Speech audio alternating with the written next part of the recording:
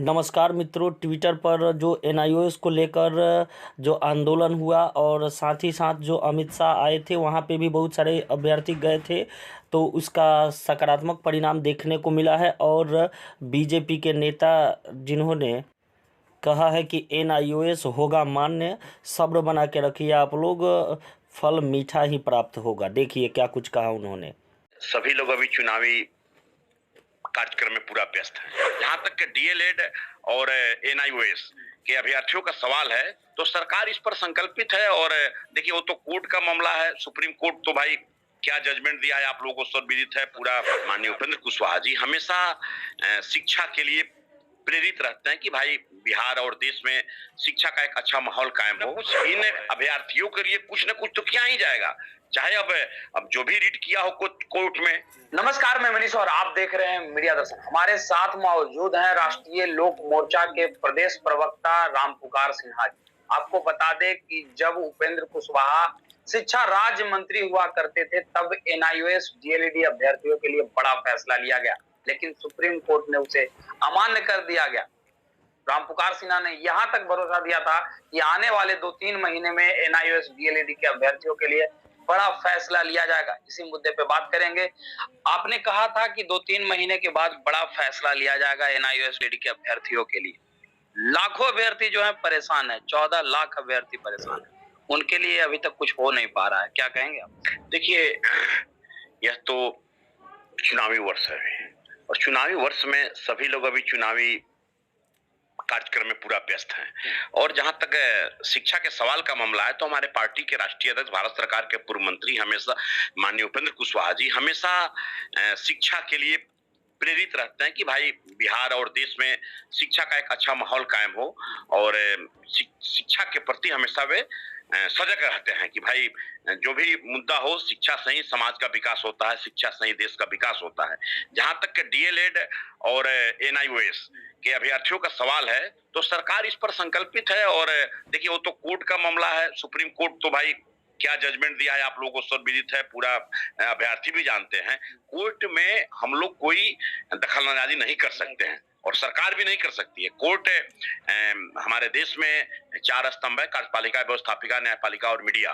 तो भाई न्यायपालिका का जो अपना काम है वो कर रहा है, लेकिन उसके इतर भी हमारे जो भी अभ्यर्थी हैं उसके लिए हमारी सरकार संकल्पित है और आने वाले समय में सब कुछ मिलेगा।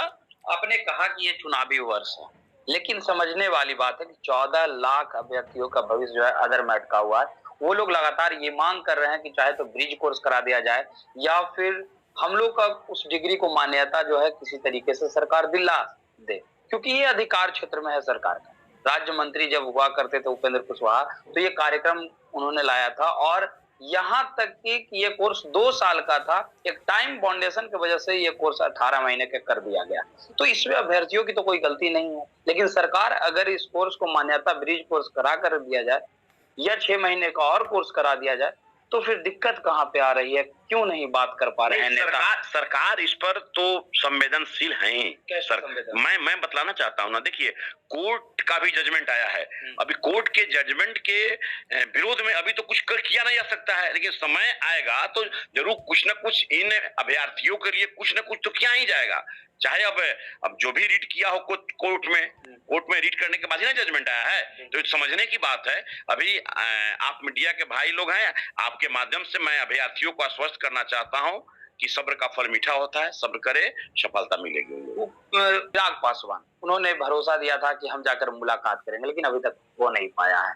उपेंद्र कुशवाहा जी से जब सवाल मैंने किया तो उन्होंने कहा कि इसके बारे में हमें कोई जानकारी नहीं, जो कि उनके ही जब शिक्षा मंत्री थे, शिक्षा राज्य मंत्री, तभी ये कोर्स लाया गया था, तो उन्हें ये पता ही नहीं है।